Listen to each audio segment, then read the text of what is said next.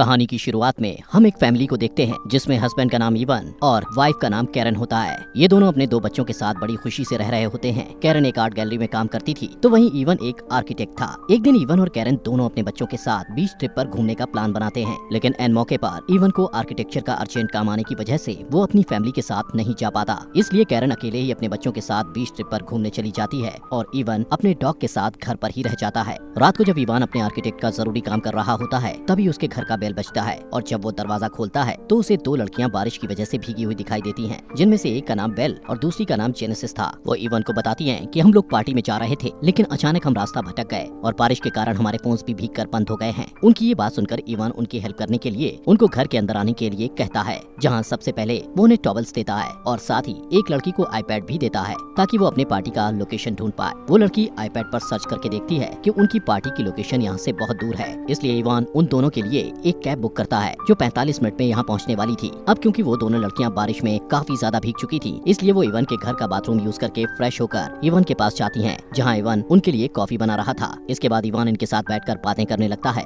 Even पूछता है कि तुम लोग क्या काम करते हो, जिस पर वो बताती हैं कि वो एयर होस्टेसेस हैं और अपने यात्रियों का बहुत ध्यान रखती हैं। इसके बाद वो इवन के पास जाकर अपनी एयर होस्टेस का काम दिखाने लगती हैं कि वो कैसे अपने एयर होस्टेस का काम करती हैं, लेकिन ऐसा करते हुए वो इवन को सेड्यूस करती हैं, जिससे इवन को थोड़ा अच्छा फील नहीं होता। इसलिए वो वहाँ से उठकर दूसरी कुर्सी पर जाकर बैठ जाता है। तभी इवन अपने मोबाइल पर चेक करता है, जिससे उसे पता चलता है कि कैब के यहाँ आने में अभी भी 20 मिनट बाकी है। इसके बाद वो दोनों लड़कियाँ इवन से उसकी वाइफ के बारे में पूछती हैं। इवन बताता है कि उसकी वाइफ एक आर्ट गैलरी के लिए पेंटिंग्स बनाती है। वो उन्हें अपनी वाइफ की पेंटिंग्स भी दिखाता है। ऐसे ही बातें करते करते वो दोनों इवन के बहुत ज्यादा करीब चली जाती हैं। इवन उनको इग्नोर करने की बार बार कोशिश करता है। इवन एक बार अपना मोबाइल चेक करता है। वो देखता है कि कैब के आने में अब सिर्फ 5 मिनट रह गए हैं, जिससे वो थोड़ा रिलैक्स फील करता है, क्योंकि उसे उन लड़कियों का बिहेवियर थोड़ा ठीक नहीं लग रहा था। वहीं कैब के आने से सिर्फ 2 मिनट पहले ही बेला और जेनेसिस इवन के वहाँ न होने का फायदा उठाकर बाथरूम में चली जाती हैं। तभी इवन जल्दी से उनके कपड़े सुखाकर बाथरूम के पास जाकर उन्हें कहता है कि तुम्हारे कपड़े सूख चुके हैं और बाहर तुम लोगों की कैब भी आ गई है। लेकिन अंदर वो दोनों मजे से नहा रही होती हैं और इवन की बातों को इग्नोर कर रही होती हैं। इवन के बार बार कहने पर भी जब वो बाहर नहीं आती तो इवन अपनी आंखों पर हाथ रखकर उन्हें कपड़े देने के लिए बाथरूम के अंदर चला जाता है। लेकिन अंदर जाकर वो देखता है कि वो दोनों लड़कियां न्यूड होकर नहा रही होती हैं। तभी वो दोनों इवन को कहती हैं कि इवन तुम भी हमें ज्वाइन करो। इतना कहकर वो इवन से चिपकने लग जाती हैं, लेकिन इवन ऐसा नहीं करना चाहता था क्योंकि वो एक शादीशुदा था, इसलिए वो उनको इग्नोर करने की पूरी कोशिश करता है। लेकिन जब वो दोनों इवन के साथ कुछ ज्यादा ही क्लोज होती हैं तो इवन भी अपनी फीलिंग्स पर काबू नहीं रख पाता और उनके साथ बाथरूम में इंटीमेट होने के बाद बेडरूम में इंटीमेट होता है। वहीं कैब ड्राइवर कुछ टाइम इंतजार करने के बाद वहाँ से चला जाता है। अगली सुबह जब इवन नींद से जागता है तो उन दोनों लड़कियों को वहाँ ना पाकर सोचता है कि शायद वो वहाँ से चली गई हैं।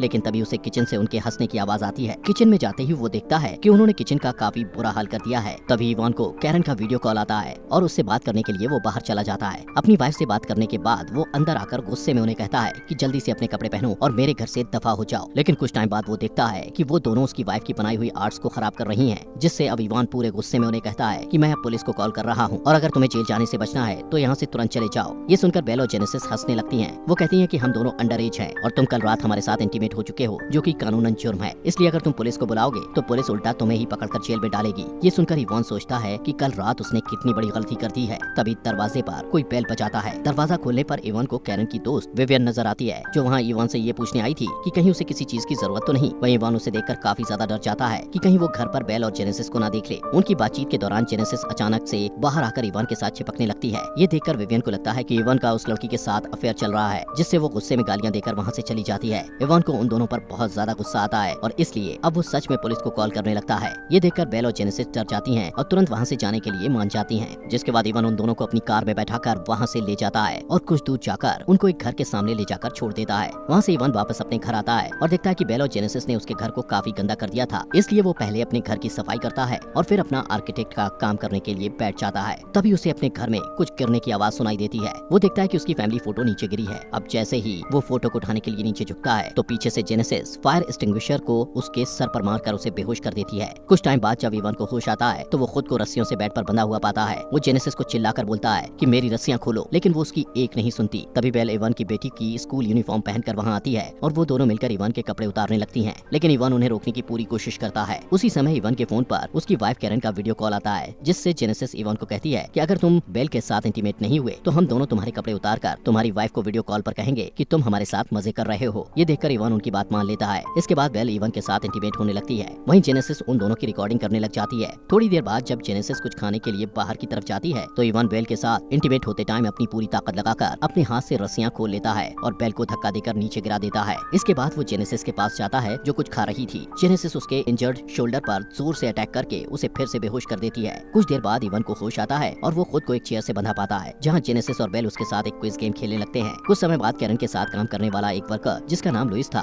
वो कैरन की बनाई हुई मूर्ति को लेने उसके घर आता है। ये देखकर जेनेसिस और बेल इवन को एक रूम में छुपा देती हैं। इसके बाद जेनेसिस दरवाजा खोलती है और ये दोनों लुइस को बताती हैं कि हम दोनों इवन के कजिन्स हैं और घर में एक चोर घुस गया था, इसलिए इवन उसे पकड़ने के लिए उसके पीछे गया है। तभी लुइस की नजर कैरन की आर्ट पर पड़ती है जिसका इन दोनों ने बुरा हाल कर दिया था। ये देखकर लुइस को इन पर शक होता है। साथ ही वो इनसे कहता है कि इवन की तो कोई कजिन्स है ही नहीं। यहाँ पर अचानक लुइस को इवन के चिल्लाने की आवाज सुनाई देती है और वो एक रूम में जाकर देखता है कि इवन वहाँ पर बंधा हुआ है। वो तुरंत इवन की रस्सियों को खोलने लग जाता है। वहीं बाहर ये दोनों कैरन की आर्ट को तोड़ने लगती हैं, जो कि बहुत महंगी थी, इसलिए लुइस उनके पास जाकर उन्हें ऐसा करने से रोकता है। लेकिन तभी उसे अस्थमा का अटैक आ जाता है। वहीं लुइस का इनहेलर भी जेनेसिस के पास था। वो उनसे अपना इनहेलर लेने की कोशिश करता है और इसी बीच उसका पैर लड़खड़ाने की वजह से उसका सर जोर से कैरन की आर्ट से टकरा जाता है, जिससे उसके सर से ब्लड निकलने लगता है और कुछ सेकंड बाद उसकी मौत हो जाती है। लुइस की मौत देखकर जेनेसिस और बेल हंसने लगती हैं, जैसे कि उनको कोई फर्क ही ना पड़ा हो। उनको ऐसा हंसता देख इवन समझ जाता है कि ये दोनों साइको हैं। इसके बाद जेनेसिस और बेल लुइस की डेड बॉडी पर आर्ट कवर अप करके उसकी बॉडी को उसकी ही गाड़ी में रखाती हैं और वापस आकर लुइस और इवन के फोन से एक दूसरे को मैसेज करके ऐसा शो कराने की कोशिश करती हैं जैसे कैरन का लुइस के साथ अफेयर चल रहा हो। और उन दोनों के अफेयर के बारे में इवन को पता चला तो इवन ने गुस्से में लुइस का मर्डर कर दिया। इतना करने के बाद वो दोनों इवन को दफनाने के लिए घर के बाहर बैकयार्ड में एक बड़ा सा गड्ढा खोदती हैं। वहीं कुर्सी से बंधे हुए इवन किसी तरीके से आईपैड पर अपनी वाइफ कैरन को कॉल करने की ट्राई करता है, लेकिन तभी जेनेसिस बेला के साथ वहां आकर उससे आईपैड छीन लेती है